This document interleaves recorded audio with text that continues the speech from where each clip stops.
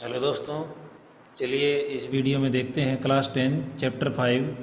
Chapter का नाम है अर्थमेटिक प्रोग्रेशन, जिसको हम एपी बोलते हैं। एक्सरसाइज है 5.1 और क्वेश्चन नंबर 4 का फर्स्ट, सेकंड, थर्ड, फोर्थ और फिफ्थ यानी 5 पार्ट इस वीडियो में करेंगे। बेसिकली इस वीडियो में और कुछ नहीं है, बस हमें एपी का समझो इंट्रोडक्शन है एक किस्म से।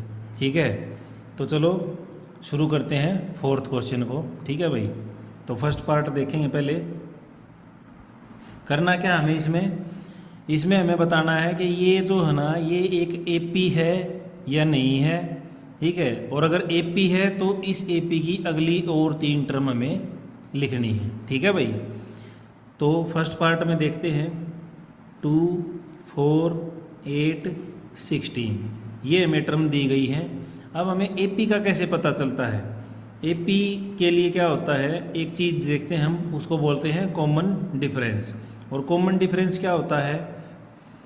वो किन्हीं भी 2 लगातार टर्म्स का जो है ना इक्वल होना चाहिए डिफरेंस। ठीक है, तो सबसे पहले A1 हमारी क्या है 2, A2 हमारी क्या है 4 और A3 हमारी क्या है टर्म 8। ठीक है भाई, अब कॉमन डिफरेंस हमारा क्या होता है A2 माइनस A1।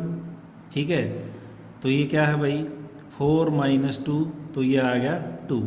अब फिर से चेक करेंगे कॉमन डिफरेंस, लेकिन अब की बार third term minus second term. तो थर्ड टर्म हमारी 8 और ये हमारी 4, तो क्या हो गया 4। अब ये तो इक्वल नहीं आया। ठीक है, 2 4 के इक्वल क्या होता है? नहीं होता। तो this is not an AP, ये एक एपी नहीं है। कैसे होगी? कॉमन डिफरेंस तो इक्वल है ही नहीं। ठीक है भाई, अब देखते हैं अपने सेकंड पार्ट को।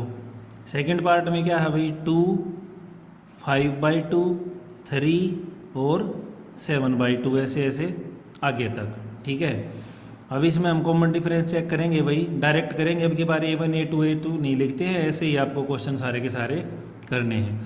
तो 5/2 माइनस में 2। ठीक है, इसका मतलब वैसे तो होता है 2.5। ठीक है, लेकिन इसको एलसीएम लेके करेंगे तो नीचे एलसीएम 2 है, ये 5 माइनस में यह हो जाएगा 4, तो ये क्या हो गया 1/2।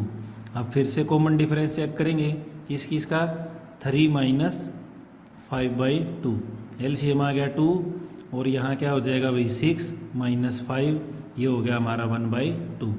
अब 1/2 इक्वल टू होता है 1/2 के, तो ये क्या है कॉमन डिफरेंस सेम आ गया, तो क्या हो गया दिस इज एन एपी। तो इसकी आगे की 3 टर्म हमें और लिखनी है। कैसे?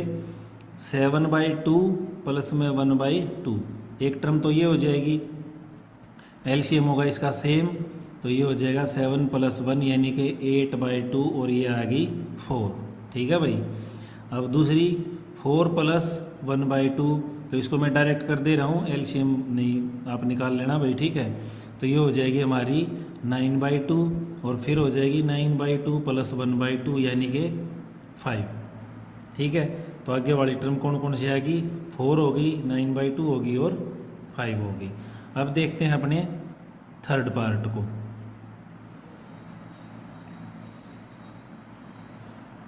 तो थर्ड पार्ट क्या है भाई -10, सॉरी ये तो फोर्थ हो गया, ये है भाई माइनस का 1.2, माइनस का 3.2, माइनस का 5.2 और माइनस का 7.2। तो कॉमन डिफरेंस चेक करेंगे, -3.2 माइनस इंटू माइनस का 1.2। यहाँ गड़बड़ी मत कर देना भाई। ठीक है, माइनस तो हमारा फार्मूले में होता है, कॉमन डिफरेंस चेक करते हैं तब, और ये माइनस की हमारी टर्म दे रखी है। तो माइनस का 3.2 ये हो जाएगा प्लस का 1.2 और आंसर आ गया माइनस का 2.0। ठीक है, अब फिर से कैसे भाई, माइनस का 5.2 माइनस इंटू माइनस 3.2, तो माइनस का 5.2 प्लस में 3.2 और ये भी आ गया माइनस का 2.0। अब ये तो इक्वल है, तो क्या है ये एपी है। -2.0 इज इक्वल टू -2.0, तो हम लिखेंगे दिस इज एन एपी। ठीक है भाई, अब इसके आगे की टर्म लिखेंगे कैसे? -7.2 प्लस में माइनस का 2.0, तो ये आ जाएगी माइनस का 9.2। ठीक है भाई। फिर माइनस का 9.2 प्लस में माइनस का 2.0, तो ये हो जाएगा माइनस का 11.2। फिर से -11.2 प्लस माइनस का 2.0, तो ये हो जाएगी माइनस का 13.2। क्लियर भाई? ये हो गई इसकी 3 टर्म। अब देखते हैं अपने फोर्थ पार्ट को। ठीक है, फोर्थ पार्ट हम करेंगे यहाँ। फोर्थ पार्ट में है -10, -6, माइनस का 2.2 और ऐसे आगे तक। तो भाई कॉमन डिफरेंस चेक करो।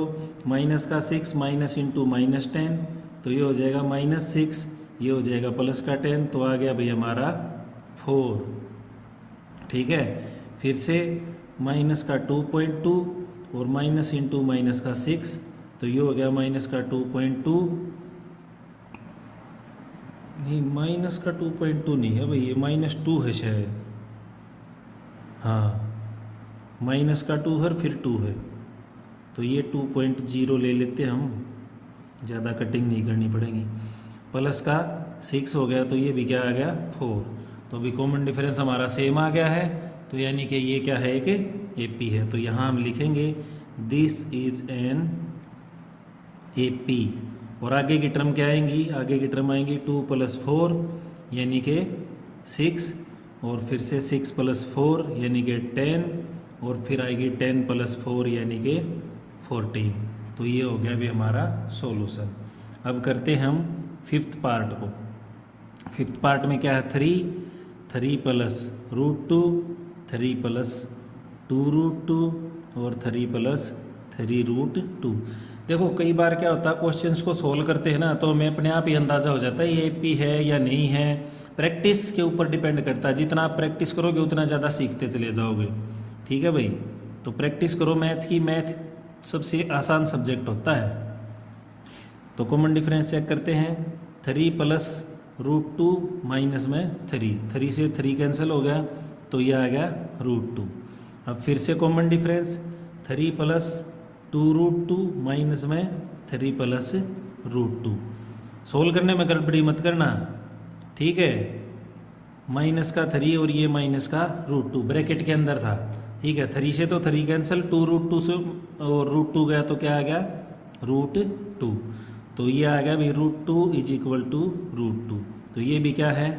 This is an AP। और आगे वाली 3 टर्म इसकी कैसे होंगी भाई? 3 + 3√2 प्लस में √2 यानी कि 3 + 4√2। एक टर्म तो ये होगी। फिर 3 + 4√2, इसमें हमारा कॉमन डिफरेंस ऐड कर देंगे, तो ये आ गया 3 + 5√2। सेकेंड टर्म ये लिख दी हमने। फिर 3 + 5√2 प्लस में √2, तो ये हो गया 3 + 6√2। ठीक है, तो बेसिकली हमने इसमें क्या सीखा कि एक AP हम किसको कहते हैं? जहाँ कंजिक्यूटिव टर्म्स का जो है ना कॉमन डिफरेंस, यानी डिफरेंस उनका क्या होना चाहिए? इक्वल होना चाहिए, उसी को हम AP बोलते हैं। यानी second term minus first term और third term minus second term, ये हमारा जो है ना इक्वल होना चाहिए, इसी को हम कॉमन डिफरेंस बोलते हैं। और ऐसे जो सीरीज बनती है उसको हम बोलते हैं AP। ठीक है, यानी अर्थमेटिक प्रोग्रेशन। प्रोग्रेशन का मतलब होता है जहाँ पर तरक्की होती रहती हो। ठीक है, कुछ ना कुछ बढ़ता रहता हो, और इक्वली अगर बढ़ता रहता है तो उसको हम AP का नाम दे देते हैं। ठीक है भाई, तो देखो समझाने की पूरी कोशिश करते हैं। फिर भी अगर कोई दिक्कत लगती है तो मेरा व्हाट्सअप नंबर दिया गया है, आप इस नंबर पे व्हाट्सअप कर सकते हो। कुछ भी पूछना, कोई भी क्वेश्चन है, वो क्वेश्चन आप मुझे भेज सकते हो। मैं अगली वीडियो में उस क्वेश्चन को एडिशनली करवाने की पूरी कोशिश करूँगा भाई।